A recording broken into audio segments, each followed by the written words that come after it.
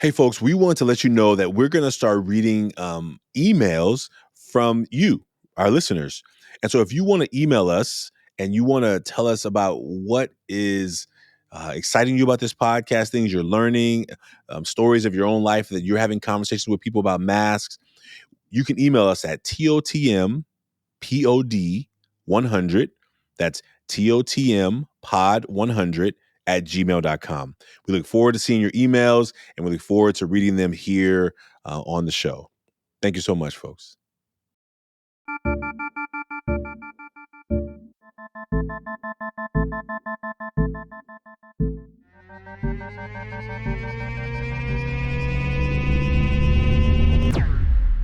This is one quote he says about teaching. He says, "A teacher who walks in the shadow of the temple among his followers gives not his wisdom, but rather his faith and loveliness."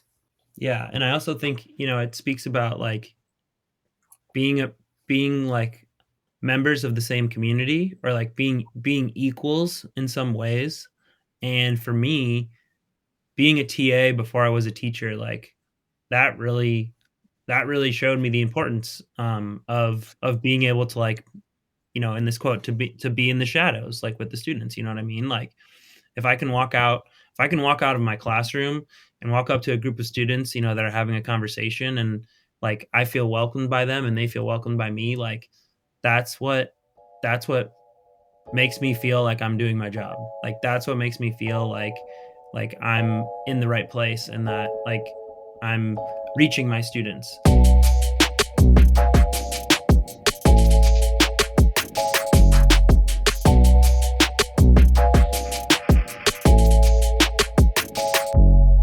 Welcome to the Taking Off the Mask podcast. My name is Ashanti Branch, and I'm really glad you joined us. This is the youth host episode. So Wenceslao, our youth host, is going to be talking, interviewing, connecting with Patrick Smith. Patrick Smith is a math teacher in Oakland, and even more exciting, he is a former teacher of Wenceslao. And I think that what you're going to hear in this conversation is not only a deep appreciation for Wenceslao for his former teacher, but you're going to hear an even more deep connection with this teacher, seeing his student in a new light. When we as teachers meet students, they come to our class as a learner of a certain subject. And if we're not careful, we could think that in that exchange, we are the only ones teaching and they are the only ones who are expected to learn. But if we are wise, we'll recognize that our learning is mutual, that we get to learn from them and they get to learn from us. I heard an interview recently with KRS-One, Knowledge Reigns Supreme. And if you don't know who he is, go look him up. I'll let you do your own homework around KRS-One. But one of the things he said in this interview was the younger generation, when they begin to hear and listen to the older generation, they move faster among the younger generation. And when the older generation, when we listen to young people, we move faster among older people. Because the young people have knowledge that we don't have. And we learn from them. We, among adults, among other peers, we move faster because we're well aware of what's happening in the world in a bigger picture. Sometimes adults operate from the head up, and all we see is up here. So we don't see kids. We don't see young people. We don't see what's happening in our schools. We don't see what's happening in our communities. And if we're not careful, we could easily be operating like the world is like it was when we were young. Well, guess what? It's not. And it's not going back. There will be no more Dewey Decimal Systems. There will be no more microfiche. We are seeing libraries disappear as well. And so one of the things that these conversations that our young people get to have with adults is, can you see me? I see you. I see you're more than just a teacher. I see you're more than just an adult. I see that there is more going on with you than maybe you let people see on the outside. And that's what the mask is all about. The front of the mask are the things that we gladly let the world see. The back of the mask are things that we don't usually let people see. Now, Wenceslao and Patrick are going to share their masks here publicly, but you can do yours anonymously. millionmask.org. Go to the website, mask.org. Make a mask and maybe invite somebody in your life to make a mask as well. And don't forget that we have also created a game called Ever Forward Club The Adventure. This is the box here for those who can see, but it is an opportunity to build connection. You can get these on our website, everforwardclub.org. Go to Shop Ever Forward. But what the game is an opportunity for people to come together and learn a little bit more about each other. You can play it with friends, with family, with colleagues, with students. Some of the questions are hard, some are easy, but you will hear Patrick and Wenceslao in this episode playing the game. And so if you're wondering what it is, we encourage you to get one for yourself. And maybe as you go into the summer, you have some camping trips and some road trips planned. You can get a game, have it in the car, on the camping sites, wherever ways that you feel building connection is an important element. We invite you to be a part of the adventure. We're getting really close for our 19th annual 24-hour relay 5K challenge. That's going to be in Memorial Day weekend. So stay tuned for more information about that, but begin being on the lookout for what's happening with the Million Mask movement. As a movement, we're growing, and we're really excited as we reach into Mental Health Awareness Month, which is May 1st, the month of May, and we hope that you will get involved too. So if you have any feedback for us, please like, subscribe, rate, review.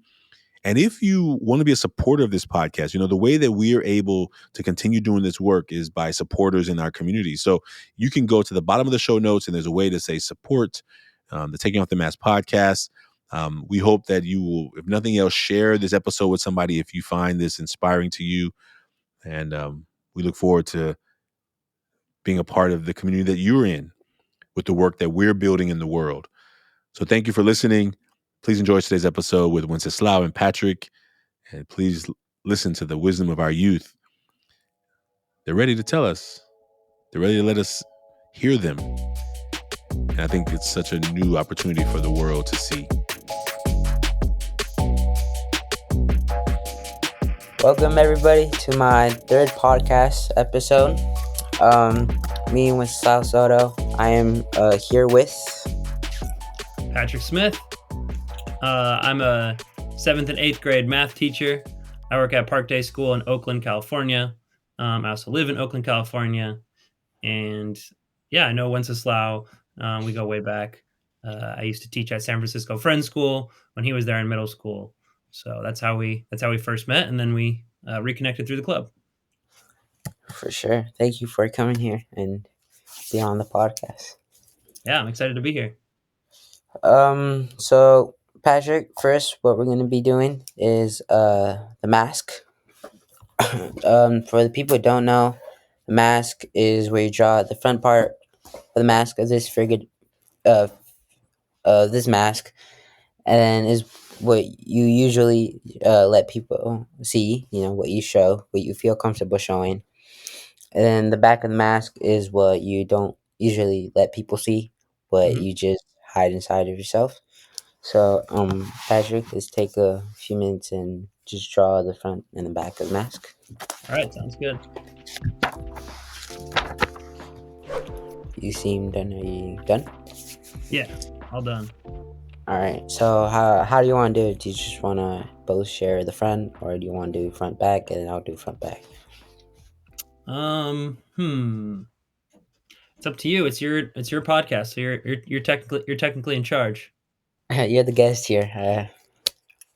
All right, let's do. I think I like it. The last time when we were together, and we were in the workshop, I really liked doing the reading one at a time. So I think maybe let's do that. All right. Do you want me to go first, or you want to go first? Why don't you start, and I'll follow your lead. All right. For the front of the mask, I wrote, loves to learn, excited to be around with people, and responsible. And I wrote these because I love to learn many things. As the previous episodes, I mentioned that I love to learn many things. I collect information. It's like many things I love to learn: language, like history, math, I guess you could say. And excited to be with people because I think that, I don't know, the presence of other people can just, I guess, I feel comfortable with. I'm not alone. There's just many things to talk about with other people, not just about, I guess, what's going with me. And responsible because I guess at this age, you just become more mature and independent and have so much responsibility, which I wrote that. All right. Here's my front. I'll try and cover it. It's not too fancy. But so on the front side, I put what I let people see is a smile. Whenever I'm like talking to someone or meeting someone new, or like on this podcast, I always try and wear a smile, and just try and get other people to smile along with me as well. I also put calm. Um, as a teacher or just kind of like as a person, I always I always just want to appear. I want to come off as if I'm calm, to provide people with like a safe space, especially students. And then I also put athletic. I really like to let people know that I'm athletic, that I play sports, or just like talking about sports. And so I'm always trying to, kind of like wear that on the outside that I'm an athlete. You do seem like an athlete. You're a really tall person. I had seen you play like basketball or football. Yeah, and I think that definitely plays a big part into, when people see me, they think about that. Like the oftentimes people connect height to like being good at basketball or being good at any sport really. And so like I often want to like, own up to it and be like, yeah, I do play basketball or, yeah, for now I do play and I do coach basketball. So it's definitely always been a thing that uh would be hard to wear on the inside just being so tall. All right, let's go. Back of the mask, which I wrote stressed and overwhelmed because at this age you just get so many stuff. I got many things to, I guess, do, many weeks, and I wrote feeling down when I'm alone because when I'm alone most of the time there's just, I guess, that quietness, not just at home but like in my mind, where I just sit there, I guess, in my bed and just think about, I don't know, things I'm doing wrong or things that I should fix. Mhm. Sorry. And yeah, I just write that. And the other one is serious because when I'm alone, I also get serious most of the time. Because I feel that I want to show people that I'm happy. And when there's no one around, there's like no one to really show that you're happy. So I guess serious is the back of a mask, which I'm actually am, I guess. Do you feel like the being serious and the being a student, do you feel like those ones are like being a learner, you said, do you feel like those ones kind of like connect a little bit? Yeah, serious and excited to be with people, I guess. Mhm. Oh, okay. Yeah. Yeah, that makes sense. Okay, so for mine, for my back, looked pretty similar to the front, except for it was a little bit less of a smile. So I put insecure. Um, I've always been really insecure. While I love being tall, and like I said, I wear that. I always wear that on the outside, but I've always been insecure about my weight. And when I was growing up, like I was oftentimes bullied, for being a bigger kid, and I was called fat, and like in middle school, especially, um, it was really difficult for me. And so I think I've always kind of like had that insecurity, especially like my body, um, and I mean definitely in other areas as well. And it's something, if I am insecure about something, it's something that I do try and not let other people know about right away. In many cases, the second one I put was I put judgmental.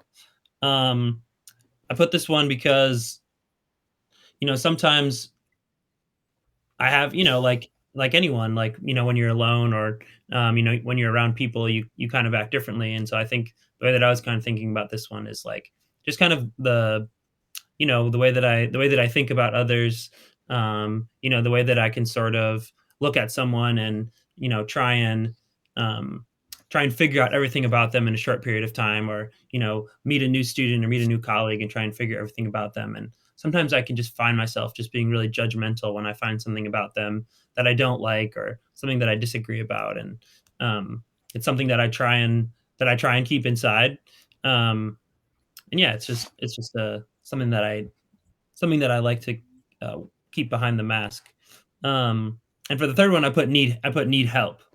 Um, and in my life, like I've always had a hard time asking for help. Really no matter what it is, like school, needing help with sports, like needing help from a coach, um, and then in adulthood, like, yeah, needing help with my job, and needing help with my relationships with other adults, and needing help with, um, yeah, I think, needing help with what to do with some of those really big thoughts that come up when I'm all alone, and kind of how to work through, and how to deal with some of those. Thank you for sharing. Of course. So the next activity we're gonna do is card game, which we're gonna do a few. Would you like me to start, or do you want to start with the card games? I think I asked you to start last time, so I'll start this time. Okay. So I got 3, 4, 5, 6. I have 6 cards face down in front of me. Pick a number from 1 to 6. Let me go with 4. 4.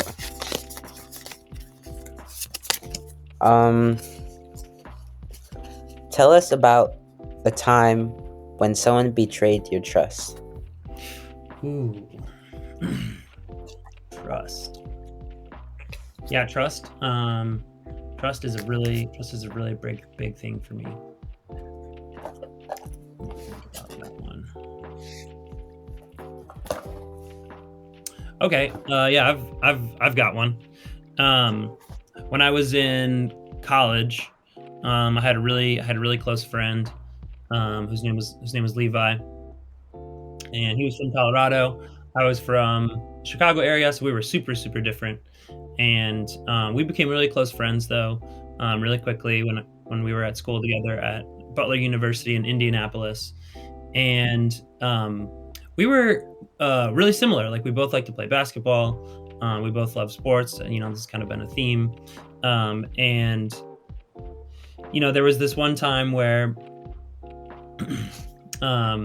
there was this girl that I really liked in college, and I told my friends that I really liked this girl, and I also told them that I didn't want them to tell anyone, because I was kind of like waiting for the right moment. And man, my friend Levi, I don't even know if he really meant to do it, or like meant anything by it, but he told one of her friends, and then one of her friends of course told her, and it kind of like the way that it came up was we both sort of talked, and the girl that I was interested in, we were also close friends, and so we kind of talked, and she told me that she wanted to remain friends, that she wasn't really interested in anything more than that. And so I got really really mad at Levi for betraying my trust, and it led to a big argument between us. And I think now that I'm older, I'm 30 now. I was probably 19 or 20 at the time. Like, what I was really upset about was not that my friend had told this thing that I didn't want to tell. I think I was just upset that I was rejected by this girl, and instead of dealing with that, I chose to go and make this issue with my friend. And of course we've since apologized, and I've learned from it. But yeah, and in the moment it can be hard. Yeah, it can be hard to just like fess up to the thing it is that you're actually upset about, and it can be easy sometimes to choose something else to be mad about or be sad about. So sorry, Levi. Trust is really, I guess trust is a really big word, Yeah, it is. Trust can impact one for the good or for the bad, and can really affect you in many ways. Yeah. Trust is like it's a huge role play in our lives. Yeah, and I think different people like have different different ways that they sort of define trust, especially in their relationships. And sometimes sometimes you tell someone and you think you can trust them, or you share something with someone and you think you can trust them to keep that between you, and you can't, and it's a learning experience. Do you feel that you have many people that you trust in your life?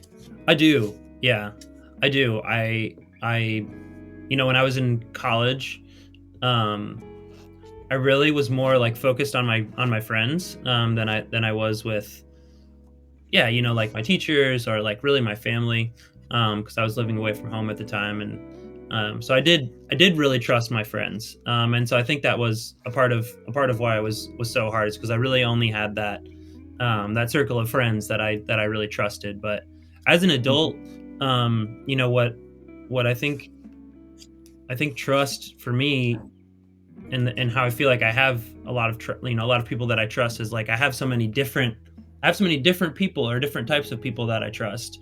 It can be people that I work with at school, my colleagues, and even for my colleagues, it could be like a teacher, or it could be one of my administrators. And then, I have people in my family who I can trust. And, I think you realize, people in my family, and, then I have my friends outside of work, and, my childhood friends. And I think another thing that you kind of realize as you get older is that, you trust people with different things, and you choose who you want to trust with, in this case, like your most personal information.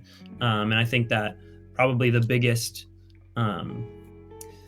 person, who I have the most trust in, that's really helped me to build these trusting relationships, is my fiance, Haley, who's also a teacher. And we tell each other everything. And it's always good to have a person in your life that you can just like tell anything to.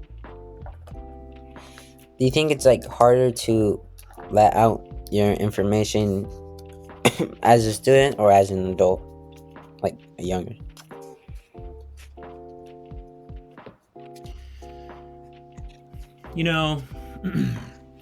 I think I have a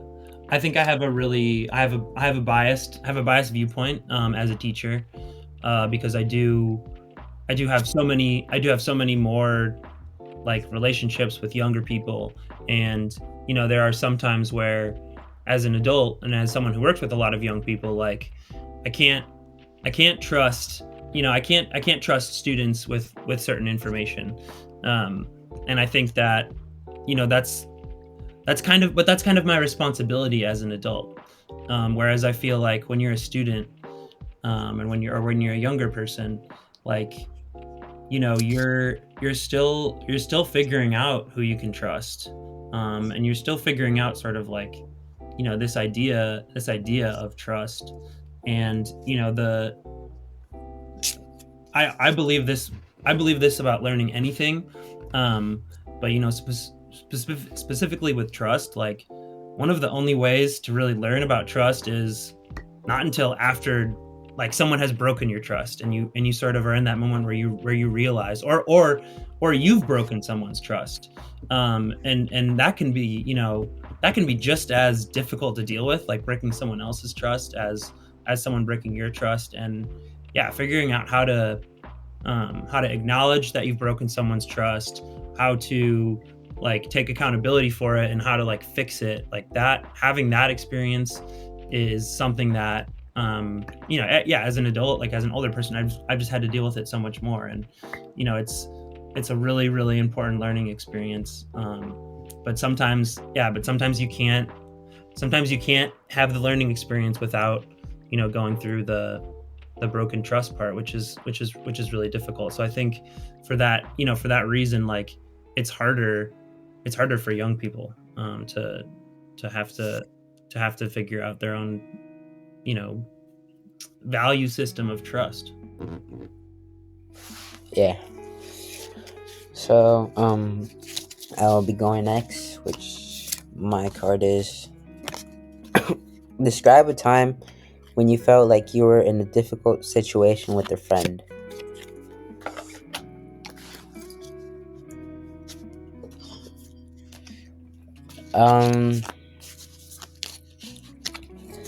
Probably this with my best friend about trusting each other. Mm-hmm. Where, me and my best friend, he knows a lot more about me than I know about him. I always tell him things about, myself, and he often, as well as sometimes says things about him. But I really trust him until in some point where he told something, I guess, to someone else about me, which I guess I got a bit upset because I really trusted him with what I told him, and probably just, I guess forgiving is also kind of hard as well. You want to forgive him, and I did. We're still close. We're still, talking. But I just think that when you think to forgive someone, you really think about, if I don't forgive him, then who else is there for me, I guess you could say. Mm-hmm. Now, who else is going to do what he did, or what they did? Mm-hmm. And I guess that was like a difficult situation for me. So, yeah. You want to do?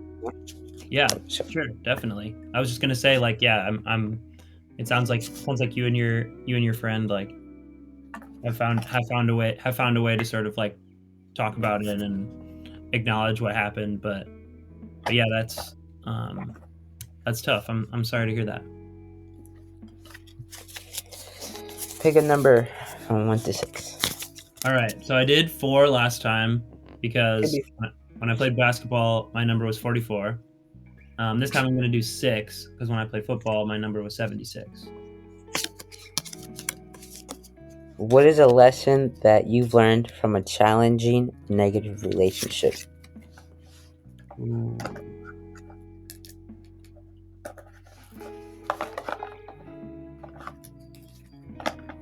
That's a really good question. Yeah, I've got one. When I was first getting into teaching, I was a TA, which means that, well, it means different things at different schools, but at the school that I was at, it meant that I worked with 1 grade, so I worked with 8th grade. I would be in different teachers' classrooms throughout the day, observing, and then towards the end of my first year, I was doing more like learning about teaching, and then that's kind of when I figured out that I wanted to do more teaching and I wanted to become a teacher myself. And so I had this new group of students who I had never met before, and when I first came in as a TA, I had already been working at the school for a couple of years as just like a coach. And so some of the students at the school, they knew me as a coach. And I knew some of them, I coached boys basketball, so I knew a handful, maybe 10 or 15 boys that were in 8th grade. And so yeah, since we were close, I would talk to them a lot, and obviously during basketball season, I was with them a lot. And there was a point early on in the first semester where there was another older, teacher that had been there, more well established. Sorry, I shouldn't say older. More well established teacher who had been there for a long time, and they didn't. It wasn't anything like explicit that they did, but we would have meetings, and I would be allowed to be in the meetings, and I would always have something to say or some opinion, and I felt like they were really dismissive of me. And there was a couple of times where they made a comment about like me being a jock, or about me what I came to realize is like sort of referencing that I was a coach and I had this relationship with the kids, and that she was kind of just still seeing me as just a coach. And it was my first year, and so it was really hard for me to deal with that. And I didn't really know how to change how someone else viewed me. But I felt like there were some times where, yeah, it either really made me upset, or I really wished that I could do something to change it. And what ended up happening was one of the older teachers, who was my mentor, who's also a male teacher, and we would meet, and one day he just pulled me aside and he was like, at a point when you become a teacher and when you work with kids, like at a point, like you have to sort of make this, you have to make this line between being a friend and being like a teacher, or being a mentor, or an adult. And he said, he flat out said to me, he was like, I see the way that like when you come around the hallways, like, and he was understanding of the situation as well. Like, I know that you've known these kids for a long time. You've known them for a couple of years because of basketball, but like you really have to be careful about the way that you treat them and act around them, because it's different than the way that you treat like all of the other students. And that makes the other students feel a certain way. And that's why this teacher who you feel like you have this contentious relationship, not the only reason, but that's a big reason of why they're treating you that way. And I think for me it was like, it was just a really good moment to stop and kind of like look myself in the mirror a little bit, and like a good check of my self-awareness. And it was really a lesson that I kind of carry with me to this day as a teacher, because for me, one of the most important things that I try to do is like build relationships with students, especially with math, because math for some people like me, like it comes to me naturally, and I can progress through a difficult problem, and sometimes get frustrated by it, but most of the times like I'll be able to work through it. But a lot of times for other students, like it doesn't come as naturally, and it can be really frustrating. And so I always want to make sure that I am just aware of that, and that I'm really literally welcoming, and that I'm really allowing people to take as much time as they need. And so I have since, I definitely don't feel, by the end of that school year, the teacher definitely saw me as more than a coach, and was really, really thankful for, me as a TA. And I was really thankful for them, sort of challenging me, and in some ways like holding me to a higher standard. I was really appreciative of that. Thank you. Back to you. Yeah, many people can see us as how they first saw us. Mm-hmm. Like if they first saw you as a coach, and they will see you as a coach. Yeah. you know. Yeah. And I feel that's what most people, think about you in general and like emotionally as well. Hmm. Like, I see you as happy, and I never thought you needed some help. You know, Hmm. that's I guess the misconception of people. Hmm. Yeah. First Yeah. impressions are super important. So I will be doing the last one. It Right. says, "How have you dealt with a broken heart?" Ooh. Um. Question. So I have been, I guess, broken before, but I didn't really take them, like, it didn't really hurt, I guess, until the most recent one, which hasn't which was like last, like, a few years ago, you know um Hmm. which I think that one hurt the most. Hmm. And I don't know, I just, when they first told me, like, it what between us, it isn't working out, I feel Yeah. that, we should take some time. Hmm. I started to ask myself, what did I do wrong? Hmm. What, or why did I deserve this? And I guess your mind is just like constantly thinking about, negative thoughts. Like, you should have been there more. You should have helped more. You should have, talked to them more. But I just, like, I was still broken. But as time move on, I guess I started to forget about that person. Just started to focus on myself. I still wish them the best. Um, but I guess for me to deal with a broken heart, I just focus on myself. I just, you know, it hurts. It's like, if I get hit, it hurts in that moment, but then it just goes away. I guess, Hmm. Hmm. It also Say I sounds just, like. Oh, sorry. Go ahead. no, no, it's fine. I was just gonna say it also sounds like,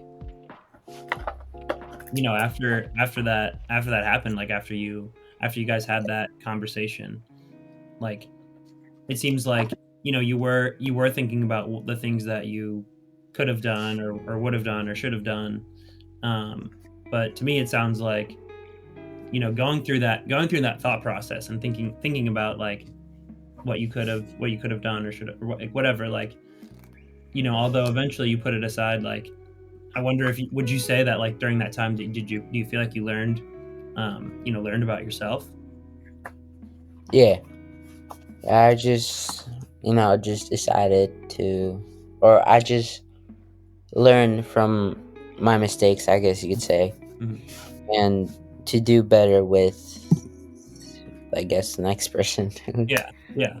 No, because it is like, no, because it is focusing on yourself, like you said, but it's also focusing on, like, your relationships, which is how you treat other people, which is how it involves other people.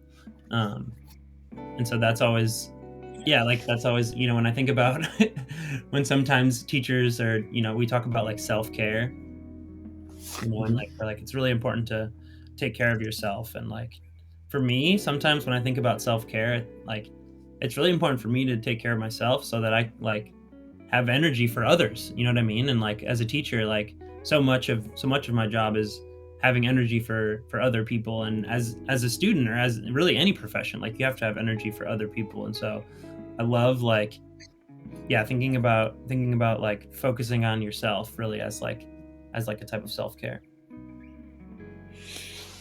Yeah, so I have this book called The Prophet, which I bring up most episodes. Nice. It's this prophet who gets asked many things. And this one, someone asked him to talk about pain.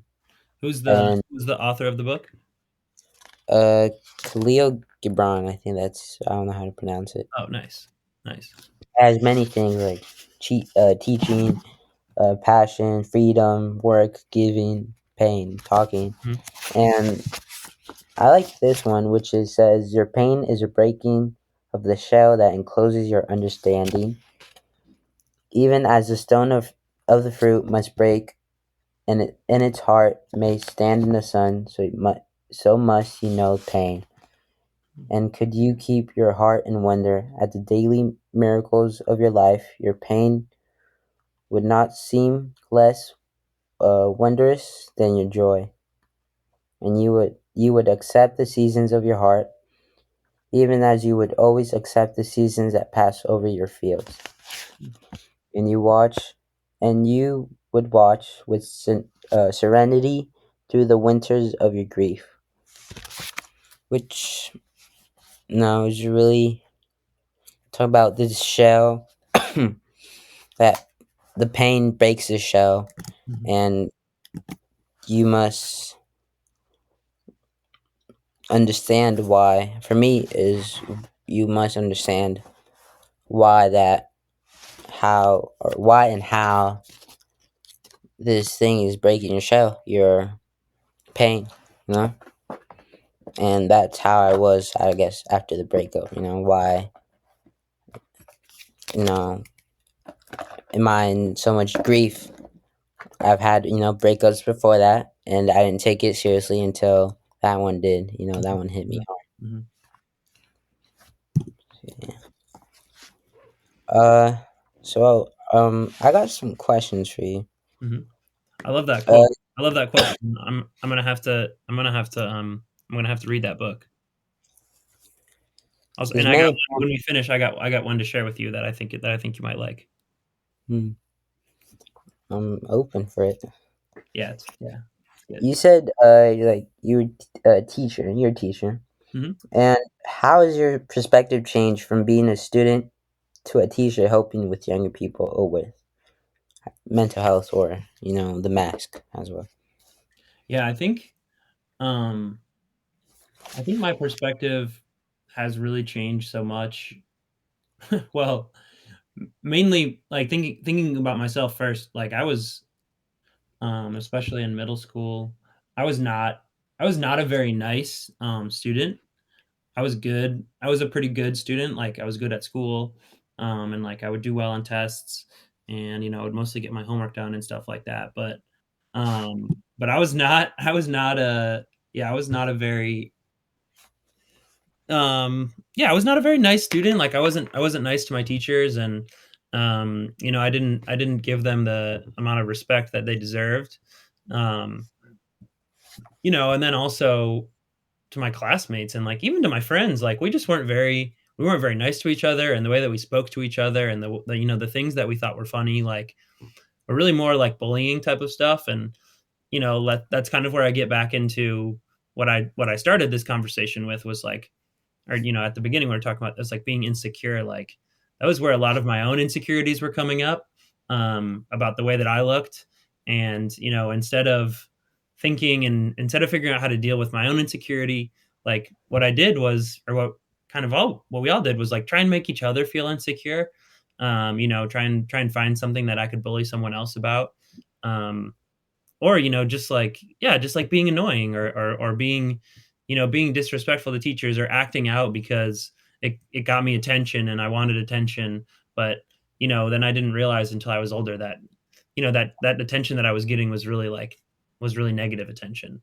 Um so I really try and remember, and just like bring that understanding of, um yeah, myself at middle school. Like when I was there, like I thought it was valid or okay to be not nice. And I thought that, like, these things that I thought were like harmless pranks, like they weren't really that. And so I always try and like be forgiving, of my students, and realize that, like, kids make a lot of mistakes, at any age, and even like up until adulthood. Like we all make a lot of mistakes. And so, what's changed for me is that I just understand how much you can be going through at that age, and how you really don't understand how to deal with it.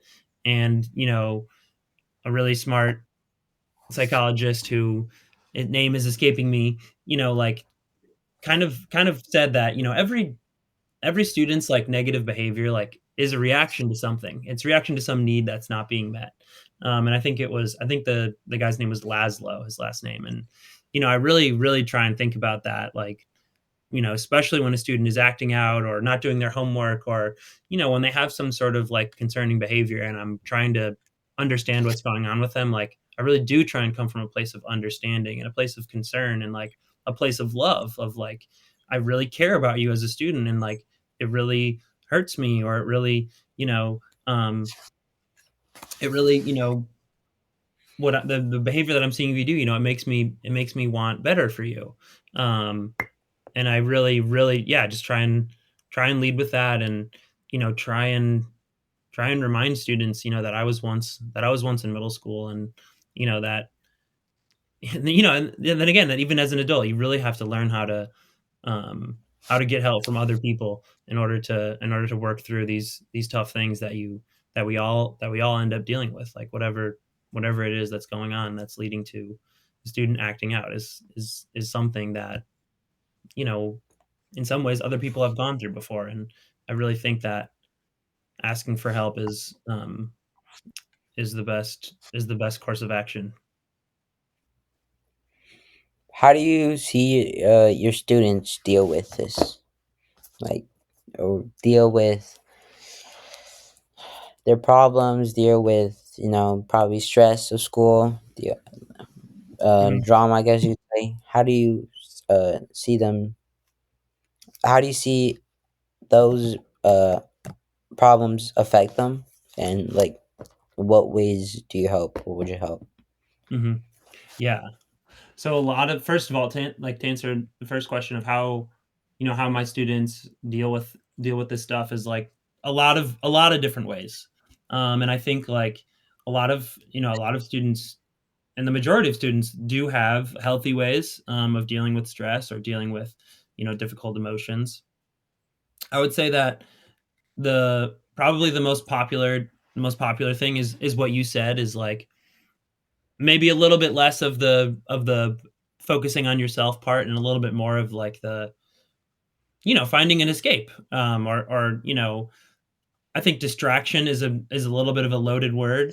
But like for a lot of middle schoolers or people, like going out and hanging with your friends is and just talking with your friends is an escape. Or going out onto the recess space and playing basketball, or playing games on your computer, or going onto your phone. Like I think that's an escape for a lot of people. And I think that it's really good. It's really really good to have an escape. And I think some escapes are healthier than others. And I like for me as an athlete, like I think that physical activity is one of the best escapes that you can have. And when I'm riding my bike, or exercising or playing basketball, like I really am able to escape. And so I try and um, I wouldn't say push, but like I try and ask my students like about what they do outside of school, or like what they do when if they're students in my advisory, I'll be a little bit deeper, and I'll ask them like, what do you guys do when you're stressed out? And a lot of them will say sports, or video games, or something like that. And I think the way that stress shows up for my students, it's really different for different kids. um, because some students uh, take it more inwardly, and are more quiet, or more reserved, especially when they're going through a stressful moment or dealing with a difficult situation. And then some students are more outward and more loud. And I think it's rare for a student, to be acting out, or a student to be missing their homework, or whatever it is. It's rare for them to be able to make that connection of like, yeah, I'm doing this thing because, I'm not doing my homework because I'm dealing with a difficult relationship, or, I'm not doing my homework because I just had a breakup. I think that that's the part where I try and come in, or where, having someone else to talk to, that's maybe not even, not even your teacher, like a counselor type of person. Because and I think parents, parents are amazing people to talk to. And I think when you're in middle school, especially, um, at least I sort of got away from like wanting to ask my parents for certain types of help. And there were certain questions that I didn't want to ask them. And so I think, it's just, yeah, it's good to have as many like as many mentors, or as many like people who you trust, that you can talk to this stuff about. Like I really emphasize like trying to get, when you are going through something, like trying to get as many different perspectives on it. And obviously some things are more personal than others, and I'm not saying when you're dealing with something, you should go around and, tell everyone about it. But I really think like having different perspectives is really, really important. And like I'm a huge advocate of like getting a counselor or a therapist, or someone that can like, you know, talk to you. And it's their job. It's their job to give you advice, and it's their job to give you help, and it's their job to not tell anyone. Like that's literally their job. So you can find someone that you have a good relationship, and you can like build that trust with them. And then, yeah, it's another space that you have to get advice or to just vent. Yeah, I've really felt like I've grown so much since getting a therapist like 2 or 3 years ago. Yeah, I feel that for me, um, having a good relationship with teachers is important in order for you to uh, not succeed but do well in school. Mm, At high school right now, I don't feel that I'm really have a good connection with them, except for one teacher who mhm, he really engages with his students a lot, mhm, and really makes the class fun, I guess you could say. mhm, He teaches a lot of important or things that from his opinions, mhm. which he doesn't really tries us. He doesn't try it. He doesn't try to manipulate us into Yeah, believing those opinions, yeah, but he just like lets out of his thoughts on certain things. And I feel that just hearing the teacher's opinions mhm, can really, I guess, learn a lot about them. mhm, And I feel that students should have a good connection with teachers in order to do well, and to have somebody to ask, like, I don't know, I need help with this assignment, like, or I just have this tiny problem right now with this mhm, person. mhm, I guess that's a really important thing in school, not mhm. just being in class and just giving them assignments, but engaging with them a lot.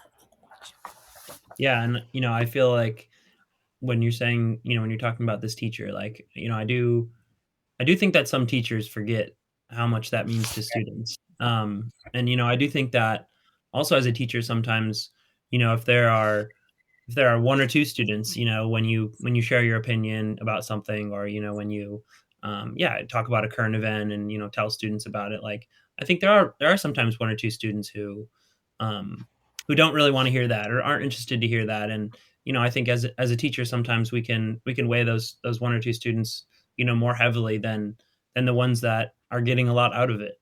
And it's a good, yeah, that's a really good reminder to just think about how just talking about talking about ourselves, and talking about what we think about, like that can really be important to students. And for me, that's always what like is the first building block of building a relationship with someone. And then I can start asking you questions about yourself when we talk. And Yeah, and then when when I tell kids this all the time, then when, like, you didn't do your homework or, like, you had a really tough quiz or when you're, like, really stuck on something, then, like, when you come and ask me, it's really easy for us to talk about, like, that difficult thing because we have this relationship that we've created. When you're dealing with something, when you're especially in math, like, when you're dealing with a math problem or with a math project, like, when not I mean, for me too, in some ways, like, if it's the first time that we've talked outside of class, and we're trying to figure out this project, or maybe like you just got back a quiz where you didn't have a grade that you expected on it, like it's just so much easier to have that conversation if we have a relationship and if we know a little bit about each other. And so, I always try and make sure kids know that that's why I'm interested in, yeah, like, I'm really interested in what's going on with you guys. Like, I'm not lying when I say that. Like, I really, really mean it.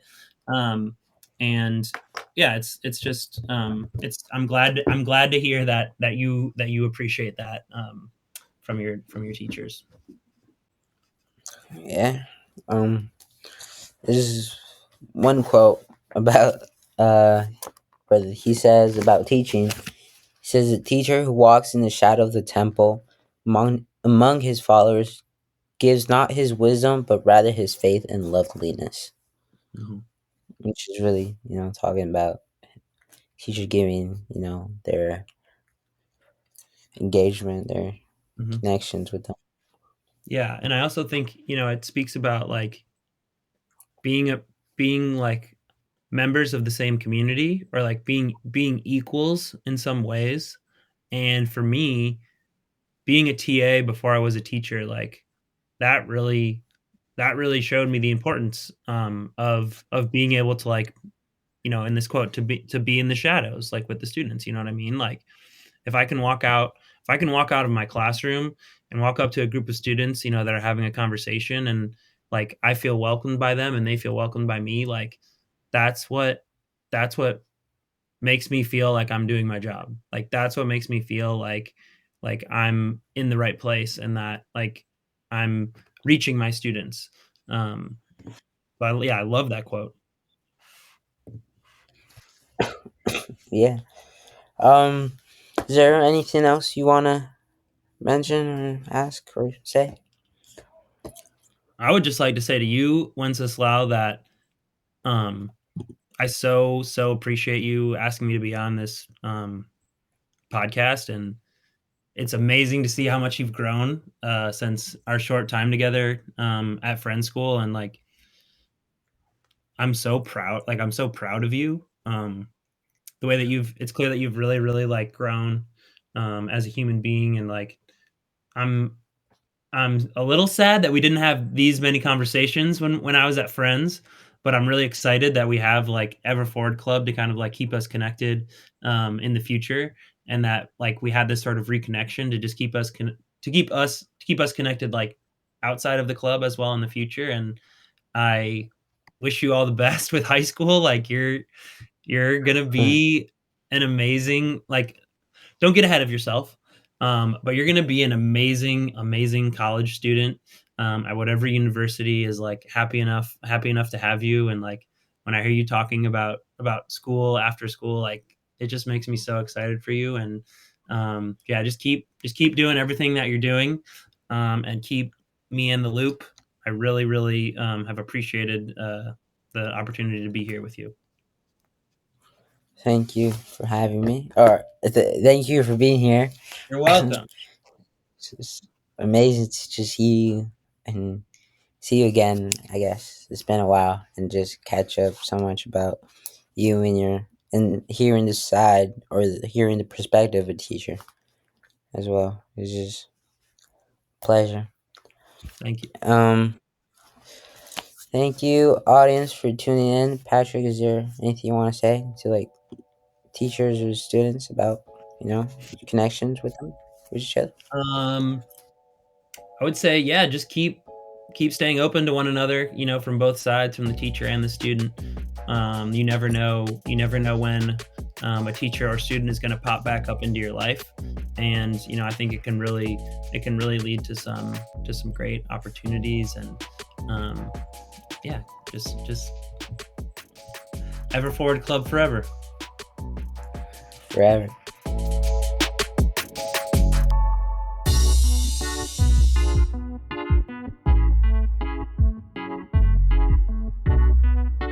The Taking Off the Mask podcast is produced by Ryan Louie. Graphics are by Kelly Wong, and a special thanks to the team at Ever Forward, Vanessa Cortez and Choque Allen Alvarez. We'd like to thank everyone who's been a part of the creation of this podcast as we cross the 100th episode milestone and begin the work to the next 100. We hope that everyone who's been a part knows that they're a part of the Taking Off the Mask family. And we look forward to you being a part of it as well. If you like what you heard today, please subscribe, write a 5-star review, and share, as we look forward to continuing to have conversations that matter. Stay tuned for the relaunch of the Million Mask Movement on 11/11/22. That's November 11th of 2022. There's a math problem in there. You can find out more by visiting everforwardclub.org and following us on social media. Take care, and we'll see you soon.